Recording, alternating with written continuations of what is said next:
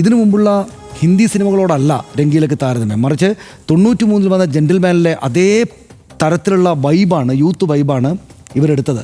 അതേപോലുള്ള ഡാൻസാണ്. ഇപ്പോൾ രംഗീലയിലെ തനഹ തനഹയും മറ്റുമൊക്കെയുള്ള ഇവരുടെ ഡാൻസ്, ഈ ഗ്രൂപ്പ് നേരെ നിൽക്കുന്ന പാട്ട് ഡാൻസ് ഉണ്ട്. അത് യഥാർത്ഥത്തിൽ ജെന്റിൽമാനിലെ ചിക്കുബുക്കുറയിലെയൊക്കെ വരുന്ന ഒരു ശ്രേണിയിലുള്ളതാണ്. അതുപോലെ കാതലിൽ നമ്മുടെ വണ്ടിപ്പുറത്ത് കയറി നിന്നിട്ട് വടിവേലുവും മറ്റും പ്രഭുദേവൻ ചെയ്യുന്ന ഡാൻസ് ഉണ്ടല്ലോ, അതിൻ്റെയൊക്കെ ഒരു ശ്രേണിയിലാണ് യഥാർത്ഥത്തിൽ ഇങ്ങോട്ട് ഈ തനഹ തനഹ ഇതിനകത്തേക്ക് വരിക.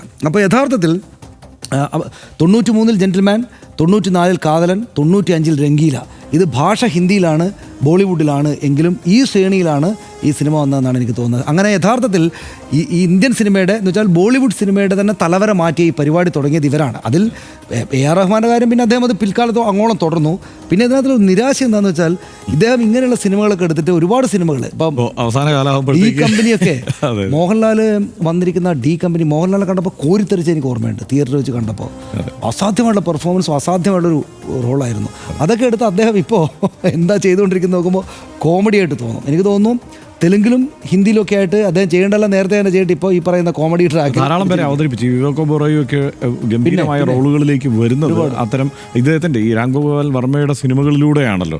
അപ്പോൾ അന്നത്തെ ഒരു ഹിറ്റ് സംവിധായകൻ എന്നുള്ളത് നമ്മൾ എങ്ങനെയാണ് അത് നമുക്ക് താരതമ്യമില്ലാത്ത ഒരു സംവിധായകനായി നിന്നയാളാണ്. പക്ഷെ പിന്നീട് അത് സ്വാഭാവികമാണ്, കലാകാരന് ഒരു കാലം പോലെ ആയിരിക്കില്ല മറ്റൊരു കാലം എന്നുള്ള ഒരു പിന്നെ ഈ പൊളിറ്റിക്സിലേക്കൊക്കെ പോയി ആവശ്യമില്ലാത്ത കാര്യങ്ങളിൽ നിന്ന് നമുക്ക് തോന്നുന്ന കാര്യങ്ങൾ അറിവിട്ടുകൊണ്ടിരിക്കുകയാണ്. പിന്നെ ഇദ്ദേഹം ഈ പറയുന്ന പോലുള്ള കാര്യങ്ങളാണ് ചെയ്യുന്ന സിനിമകളെ കണ്ടാൽ സഹിക്കില്ല. അതാണ്. പക്ഷേ എന്തായാലും ഇത് അന്നത്തെ ജൻസി ഉണ്ടല്ലോ, അന്നത്തെ ഒരു 15 വയസ്സുകാരൻ ഇപ്പം വയസ്സ് 45 എന്നുള്ളത് ഓർക്കണം. 30 വർഷം